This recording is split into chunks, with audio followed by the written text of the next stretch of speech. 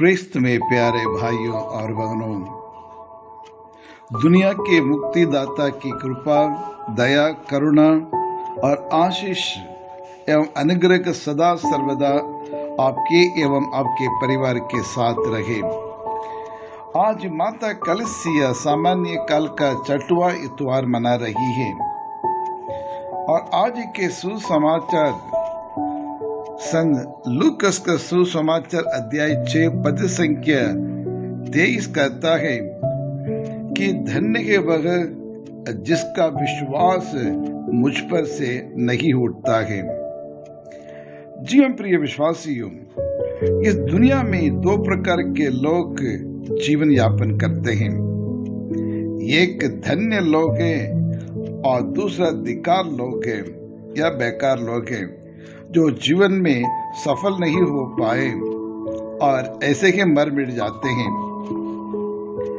मानव इतिहास के पन्नों को पलटकर देखते समय हमें यह पता चलता है कि कई महान लोग, ज्ञानी लोग, महात्मा लोग, संत लोग और ग्रेट फिलोसोफर्स इस संसार में रह चुके हैं और मानव जीवन के उत्थान के लिए, मानव जीवन की उन्नति के लिए और बहुत कुछ और अपनी तरफ से उन्हें कंट्रीब्यूट किया है।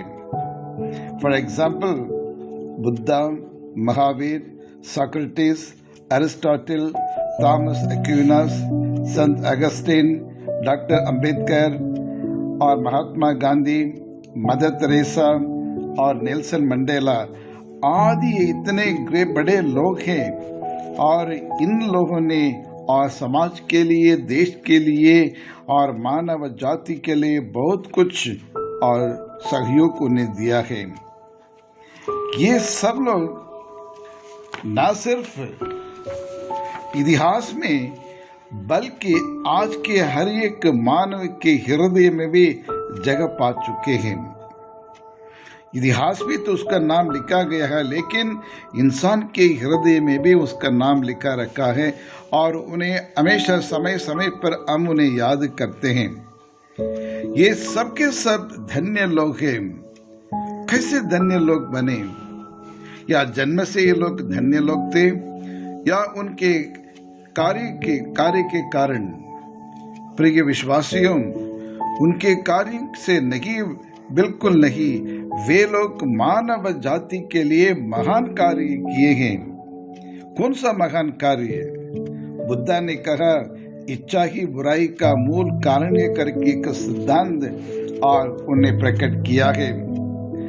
गांधी जी का कंट्रीब्यूशन अहिंसा, इसी के बारे में महावीर ने भी कहा, कोई भी प्राणी को नुकसान ना पहुंचाना, खोई हुई इंसानियत, खोई हुई अपना मौलिक अधिकार को पाने के लिए एवं सभी धर्म का मान सम्मान एवं सभी जातियों में समानता पाने के लिए तथा पिछड़े वर्ग के लोगों की उत्थान के लिए और बहुत काम किया है डॉक्टर अंबेडकर।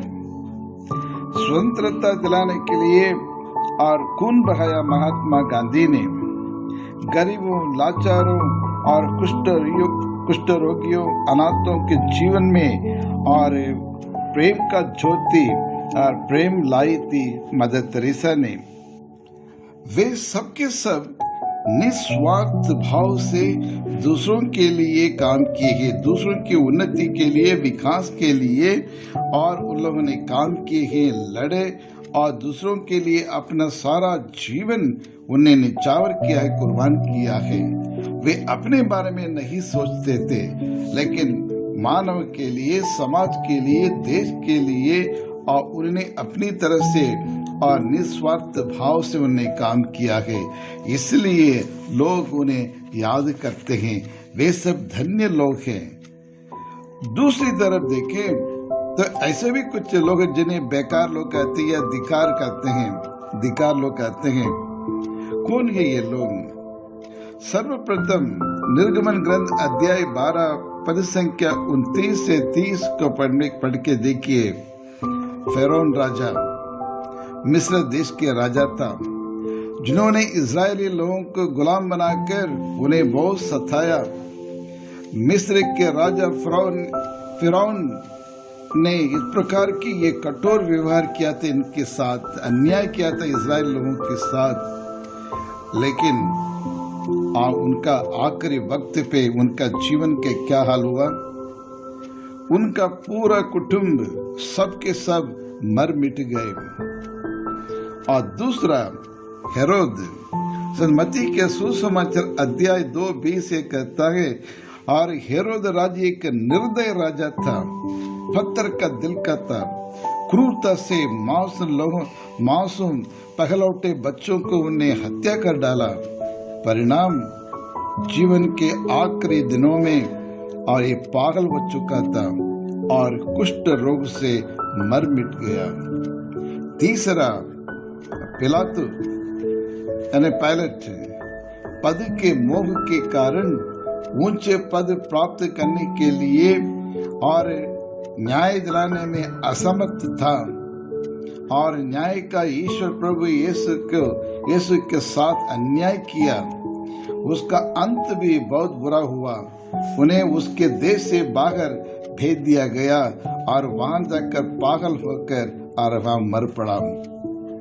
और चौथा, शाहजहां अपने घमंड, अहंकार, स्वार्थ के कारण कई लोगों को कुचल डाला और कई लोगों को गुलाम बनाकर उन्हें सताया, लेकिन उसका भी परिणाम वही बुरा हुआ।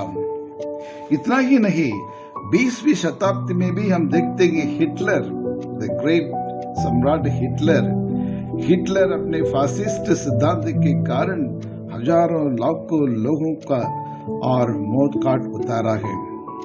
कितने बेगुनाह लोगों को उन्हें मार डाला, हजारों लाखों लोगों को मार डाला है, और अंत में और खुदकुशी करके, सुसाइड करके मर गया। जी हाँ क्रिस्त में प्यारे भाई और बहनों, इसी प्रकार आज की दुनिया में 2 प्रकार के लोग रहते हैं। लेकिन आज का सुसमाचार आपसे मुझसे यह सवाल पूछता है कि हम किस प्रकार के लोग हैं? इन दोनों में से किस प्रकार के लोग हैं हम? आर वी ब्लेस्ड पीपल और कर्स्ड पीपल? क्या हम धन्य लोग हैं या धिक्कार लोग हैं या बेकार लोग हैं? आज का सुसमाचार, संत लूकास का सुसमाचार ये कहता है, और उन लोगों को धन्य कहते हैं, धन्य वे जो दरिद्र है, जो भूखे हैं, जो रोते हैं, जो अन्याय सहन करने वाले हैं, आदि धन्य लोग करके कहते हैं। ये सब असमर्थ लोग हैं, इनके पास कुछ भी नहीं है। ईश्वर ही उनका एकमात्र सहारा है, ईश्वर ही उनका एकमात्र शरण है, और ईश्वर ही उनका रक्षक है। और इसलिए सारा जीवन प्रभु पर निर्भर करते हैं और प्रभु पर और भरोसा रखते हैं। इन लोगों को देखकर ईसा ने कहा, संत मत्ती के सुसमाचार अध्याय 6 पद संख्या 25 से 27 में, चिंता मत करो हम क्या खाएं और क्या पहने। जी हाँ क्रिस्त में प्यारे भाई और बहनों, और आगे प्रभु यीशु क्रिस्त ये कहते हैं, क्या कपड़ा पहने, आकाश की पक्षियों को देखो और स्वर्गीय पिता उन्हें खिलाता है पिलाता है। जी हाँ क्रिस्त में प्यारे भाई और बहनों, कहने का तात्पर्य है, यदि हम और सच्चे हृदय से हम प्रभु पर हम भरोसा रखें, निश्चित रूप से ईश्वर हमारी मदद करेंगे, हमारी सेवा करेंगे और हमारे आवश्यकताओं को पूरा करेंगे।